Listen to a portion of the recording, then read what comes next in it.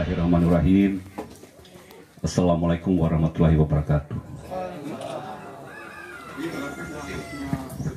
Mentek pokok sama tamu hormat gue. Romakai kahum hormat. Dari sabulu komiu, hormati komiu. Dari mentek langsung. Dari minat pedato itu dia kada kasana yang kude. Apalagi kau ni Iwan foto ketua tim, maka udah datin orang ku sama nano. Aku kama kita balik aku. Apa yang ada kebahagiaanku? Kebahagiaan saya adalah insya Allah apa yang dikatakan Pak Mazli dengan Pak Mulyadin, insya Allah tanggal 9 kita akan menangkan.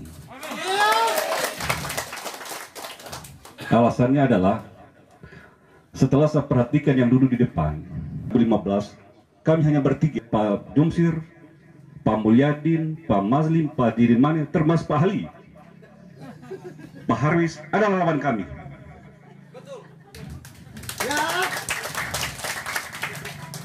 Maka aku bahagia tuh teteh tepung betal mana naik. Apalagi re mente Indo adu kastelan dari montok putai lebih pikir oi. Kebelang dah semua sono. Datar penyangkaran ini namu. Jadi maka aku yakin di ucapan Bismillahirrahmanirrahim tanggal 9 Desember Pak Ridwan Zakaria dan Ahli jadi Bupati Bogor Utara 2020.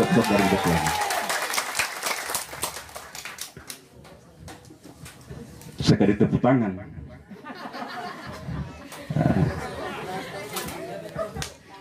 Jadi begini ane aku begini aku. Telo ai mau tan tebala mau tanu. Tebala mau tidak dari Pariduan. Yo mia kai conro. Kadoli pungar kita dan bagi anak-anak aku. Ayo gaun roy. Gaun roy pajilar. Tengko umbe. Maka oleh ayo yang mau haku termasuk indah Pariduan termasuk pada kongguai. Tidak ada bom mehal dari Pariduan. Bismillahirrahmanirrahim. Assalamualaikum warahmatullahi wabarakatuh. Waalaikumsalam. Terima kasih. Yang saya hormati, yang saya banggakan, selalu saya menyebut saya tidak merubah sampai kita sama-sama jadi bupati dan wakil bupati. Yaitu kemudian saya, senior saya, Dr. Andus Haji Muhammad Ridwan Zakaria MSI. Yang saya hormati Ketua Tim Pemenangan yang masih sehat dan bugar, beliau adalah konseptor lidah, yaitu saudara saya Pak Rukman. Yang saya hormati saudara saya Ketua DPR, beliau ini masih saya Kapolsek, sering mengawal terkait penanganan perkara, dan beliau wajar dia intervensi, yaitu Pak Diwan SPD. Katanya Pak Bupati, katanya ini yang jujur, yang tidak pernah merubah apa yang diberikan Yang Maha Kuasa, yaitu Cetramu. Yang saya hormati Ketua Demokrat, yaitu saudara saya Pak Salenda. Yang saya hormati Wakil Ketua Golkar, saudara saya Pak Haris, bersama sekjennya Pak Iwan Karnawata DPR yang sempat hadir, yang bersama-sama sebagai konseptor dan pemikir tentang kemenangan Rida. Yang saya hormati saudara saya Pak Jumsir, adik saya Mukmin, yang saya beda bilang Pak Bupati bilang ini Pak Hali juga mentang-mentang dikasih kemenangan terlalu banyak bicaranya. Jadi wakil bupati sudah mengatur saya, ingin saya siap. Kami jujur, saya buka sedikit, sudah dipesan karena saya ini keluar Pak melalui kajian pimpinan. Saya sudah dipanggil dan Pak Ridwan, pimpinan kami, Pak Hali, walaupun kamu sudah pensiun, tetapi tetap mempertahankan baju coklat kepolisian. Jangan bikin malu. Mantap. Beliau sakit. Jangan hanya masalah hal sedikit diributkan. Ikuti akan disampaikan oleh Pak Bupati. Kami yakin dan percaya Bapak akan terpilih karena sampai saat ini sesuai kajian kami Bapak masih terpilih. Beliau nanti. Jadi saya kira kami dan Pak Ridwan hanya satu tujuan. Kita akan buat pemerataan pembangunan di Utara ini supaya sejajar dengan daerah-daerah lain. Jangan lagi ada seolah-olah berbicara sudah hebat, tetapi kenyataannya tidak ada. Makanya kesimpulannya saya selalu menyatakan, saya tidak butuh pengakuan, tapi pembuktian. Saya kira itu saja penyampaian dari saya. Mudah-mudahan Allah menghendaki kita akan ketemu lagi dalam waktu dan tempat yang berbeda, tapi momennya sudah beda. Kita sudah berbicara masalah pemerintahan yang sempurna. Setuju kira-kira? Tanggung jawablah itu. Terima kasih atas segala perhatian. Mohon maaf atas segala kekurangan. Billahi taufiq wal hidayah. Wassalamualaikum warahmatullahi wabarakatuh.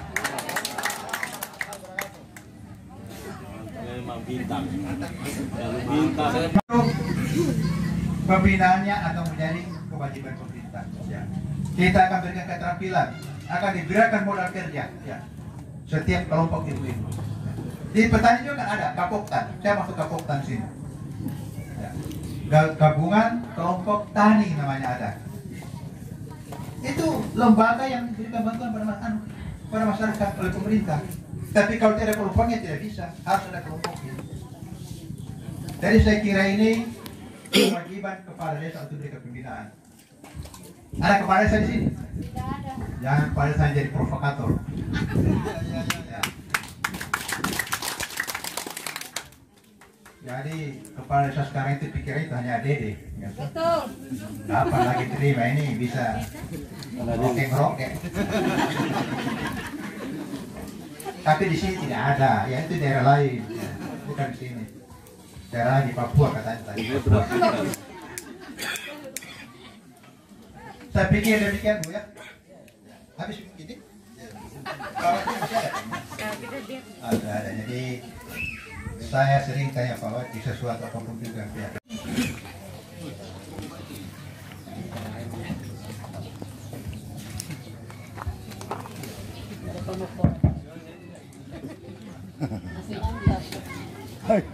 Udah kata masih montok.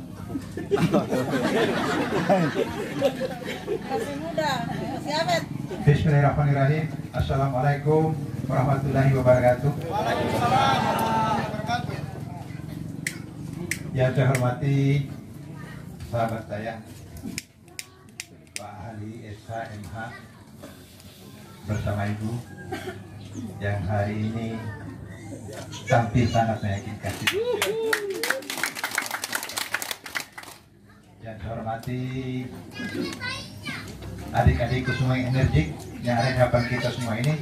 Saya tidak perlu sebutkan satu persatu, tapi pasti beliau calon pemimpin masa depan kita. Mereka adalah kader-kader yang sudah teruji kapasitas dan kualitasnya semua. Ya. Rata-rata mereka adalah putra-putra asli Buton Utara, dan saya yakin ke depan mereka akan berjaya di Buton Utara ini. Tapi sebelum saya lanjutkan, saya mau tes dulu. Masih semangat? Semangat! Betul? Betul! Saya mau tes. Tolong ibu-ibu dulu yang menjawab. Kompak. Laki-laki dia, ya? Saya mau tes.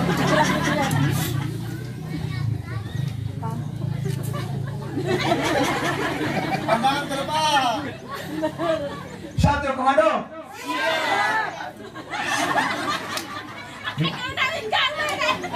Ulang. Angkat tangan perempuan. Ayo perempuan angkat tangan. Megang kami. Ya. Satu komando.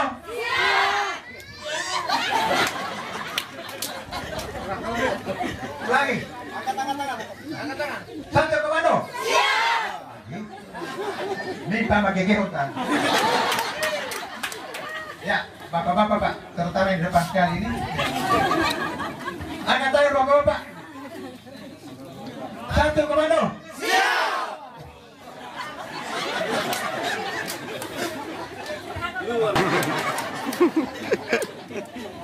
Saya tidak sangka bapak-bapak ini sangat energik. Lain dengan bapak-bapak di sebelah. Ya. Bapak-bapak di sebelah sana itu kecuali kasih vitamin baru pakai gigi. Jadi terima kasih ibu-ibu punya suami yang betul-betul energik ya. Ya. Tolong dipelihara suaminya. Jadi begini.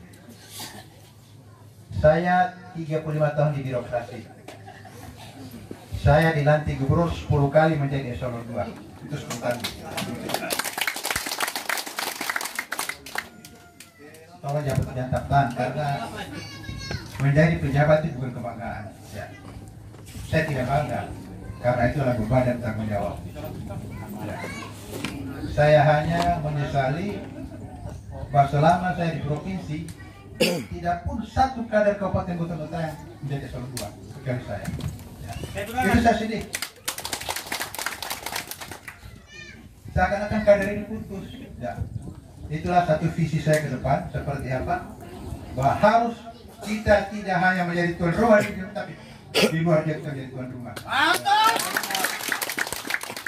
Itu yang pertama. Yang kedua, ya, sila pentingnya kualitas saya salah. Ya. Dari 1 harus lompat ke 4. Ya. Dari nomor 1 masalah jabatannya. Yang keempat masalah peningkatan kualitas sumber daya manusia. Ya. Kita harus menjadi manusia yang punya manfaat. Sebab kalau tidak berkelas, kita tidak punya manfaat. Kita kalah akan bersaing dengan orang lain. Contoh, orang Muna, orang Wakatobi di mana-mana ada. Ya. Luar biasa. Ya. Bagaimana orang Wakatobi itu membangun dirinya sendiri. Ya. Itu masyarakat yang paling kira Wakatobi luar biasa. Termasuk saudara kita di Muna. Di mana-mana mereka merajalela, Pak. Sekarang di Universitas Haruolo di UHO 70% guru besar dan dokter orang Muna. Ini contoh yang bagus. Wakatobi adalah manusia-manusia unggul di laut. Dengan laut mereka berjaya. Kita di Buton Utara kita berjaya di bidang apa? Saya mau tanya. Pasti dia bisa menjawab. Karena selama ini kita dibungkam oleh pembunuhan. Tidak ada satu pemimpin ya, yang bisa memotivasi masyarakatnya seperti kita. Jadi kerja hanya urus proyek, urus program. Ya. Itu. Pada tugas pemimpin ada 3 tugas. Mengkoordinasikan bidang politik, pembangunan dan yang ketiga atau yang kelima adalah pembinaan kemasyarakatan. Ya. Baik masalah sosial, pendidikan, kesejahteraan dan sebagainya. Itulah visi kami ke depan yang balik. Ya. Bahwa sumber daya manusia adalah merupakan prioritas utama yang kita harus lakukan. Ya. Membangun gampang kalau ada uang. Ya. Gampang membangun. Dulu masih ingat di sini. Saya ingat tahun 2011. Ketika jalan ini mau dibangun dengan teknologi no konkret. Masih ingat? Ya. Itu saya datangkan saya ke Jerman. Ya. Mencari teknologi bagaimana saya jadi dapat ukur. Itu dia sendiri. Saya tidak pakai uang negara. Ya. Saya ke Jerman dan saya bawa orang Jerman di sini. Kerja di jalan. Terus sekarang, alhamdulillah. Saya kira kita perlu ulangi ke depan. Ya. Bahwa memang itu membangun mahal, tapi lebih mahal kalau kita membangun tidak bisa pelihara. Makin rusak kita bangun, makin mahal. Contohnya, saya sudah bangunkan bapak-bapak, ibu-ibu semua sarana olahraga yang termewah di Sulawesi Tenggara. Ya. Tidak ada duanya Sulawesi Tenggara. Tapi alhamdulillah hari ini habis. Semua menjadi berlayar. Ya. Tidak ada yang pelihara. Dan itu akan lebih mahal kalau kita perbaiki lagi. Tapi konsekuensi, ya Pak Ari harus ekstra. Ya. Pak Ari tugas seorang wakil untuk bisa memperbaiki kembali. Itu sekilas kira-kira garis besarnya apa yang saya lakukan ke depan. Tapi yang pasti semua sektor-sektor pembangunan kita harus bangun sesuai dengan sumber daya alam yang ada di negara kita. Kita kaya sumber daya alam. Siapa bilang Buton Utara tidak kaya? Di Sulawesi Tenggara yang paling kaya Buton Utara. Kalau nikel di Konawe itu ya hanya sementara. Ingat 10 tahun kalian habis itu nikelnya. Tapi kita di sumber daya sini luar biasa. Hanya belum kita bisa kelola. Tahu apa? Siapa yang tahu? Kalau bapak-bapak tahu itu, saya kasihkan satu kali lagi, Pak. Nah. Minyak bumi. Ya. Minyak bumi kita cadangan nasional yang paling besar. Ada di Utara ini. Konoko tahun 74 itu tidak boleh tanah merah sana. Makanya tanah merah ke depan adalah tanah harapan kita semua. Ya. Untuk itu satu program yang saya akan lakukan di tanah merah, kita buat jembatan yang akan menghubungkan tanah merah dengan Langit. Ya. Mantap. Itu akan menjadi ikon daripada Buton Utara. Insyaallah. Mantap. Akan menjadi objek para wisata yang sangat menarik. Insyaallah. Ya. Jadi seperti itu Buton Utara. Tetapi sekali lagi saya katakan, kalau kita sendiri tidak berkualitas, tidak ada apa-apanya. Makanya sektor pendidikan akan menjadi perhatian utama. Ya. Tolong putra putri kita disekolahkan. Yang tidak mampu kita akan berikan beasiswa. Mantap. Dan ini kita sudah buktikan 10 tahun yang lalu. Ya. Di Unisila yang Universitas Sultan Agung di Semarang tahun 2010 sampai 2013 yang terbanyak beasiswa setengah dari Buton Utara ini. Ya. Kalau tidak percaya kita tanya Pak Nur Alam. Ya. Beliau yang tahu persis Pak Sulawesi Tenggara merupakan beasiswa yang terbanyak di Unisila, Universitas Sultan Agung. Ke depan saya kira seperti bahkan lebih dari itu. Bukan saja mahasiswa yang berprestasi, tapi yang tidak berprestasi dan tidak mampu tetap kita akan berikan beasiswa. Kemudian sektor kesehatan. Ya. Kalau selama ini memang kita akui pelayanan rumah sakit umum daerah terjelek Sulawesi Tenggara. Ya. Terjelek. Terutama pelayanan daripada para medis dan para dokternya. Kenapa mereka malas? Pasti ada sesuatu yang tidak beres. Ya tanya pimpinan daerah yang tak kenapa tidak beres. Siap, orang sudah mau mati, ditanya dulu, BPJS atau bukan? Asal orang sudah mati ditanya lagi. Seperti itu. Jadi kita tidak butuh dokter seperti itu. Kita tidak butuh para medis seperti itu. Kita butuhkan para medis dan dokter yang betul-betul punya loyalitas terhadap masyarakat. Betul itu, Bu? Betul. Ya, kalau tidak betul, saya berhenti saja. Lanjut. Ya. Itu di sektor kesehatan, pendidikan sudah. Sekarang apa yang menjadi kendala kita? Pengangguran terus bertambah. Ya. Kita banyak menganggur. Bapak-bapak kita pergi merantau mencari pekerjaan di luar. Kasihan, tinggalkan istri, tinggalkan anak. Ya, untuk istrinya sudah nenek-nenek. Nah, kalau istrinya masih muda, itu berbahaya. Ke depan jangan ada lagi yang pergi merantau hanya mencari, hanya menjadi jongos di negeri orang sana. Ya, saya tidak ikhlas. Kasihan. Ya, kita harus bisa ciptakan lapangan kerja yang bisa menampung semua tenaga kerja di Utara ini. Amin. Ya. Solusinya saya minta bapak-bapak, ibu-ibu semua. Ya. Bahwa sementara lagi akan terbangun pabrik gula. Ya. Itu saja ini 100%. Ya. Tolong jangan percaya dengan provokasi provokator yang ada. Bahwa tanahnya kemudian dipakai tidak. Ya. Dibeli tanahnya, Pak. Ya. Kecuali tanah bebas negara. Ya, itu hak negara untuk memberikan. Tapi kalau hak pribadi itu dikembalikan kepada saudara semua. Mau dijual atau mau pakai sendiri. Ya, karena sistem ya perkebunan itu dua macam. Sistem bir dan sistem mandiri. Ya. Dan seperti itu. Dan itu butuh 20.000 tenaga kerja Bapak Ibu. Makanya sekarang kita sekolahkan putra-putri kita, ya, biar mereka pulang bisa bekerja di pabrik. Contohnya itu di Gorontalo, beberapa kali Gorontalo meninjau itu lokasi pabrik gula. Ya. Dari desa yang terpencil dan termiskin menjadi sebuah kota yang mewah. Ya. Itu sekitar pabrik gula. Ya. Menjadi kota, ya, dalam waktu yang singkat. Jadi besok lusa Sulawesi Barat ini, ya, akan menjadi barometer kemajuan di Buton Utara. Jadi seperti itu kira-kira penciptaan lapangan kerja oleh pemerintah. Ya tentunya semua itu nanti akan didukung oleh infrastruktur jalan yang bagus. Ya. Untuk apa pertanian kita bagus, perikanan kita bagus, ya, perkebunan kita bagus, kalau jalan rusak tidak apa-apa yang semua itu akan menjadi murah. Ya. Harga barang-barang kita akan menjadi murah. Ya. Kemudian barang-barang lain akan menjadi mahal. Itu teori ekonomi bisa dibantah itu. Pasar akan lusuh.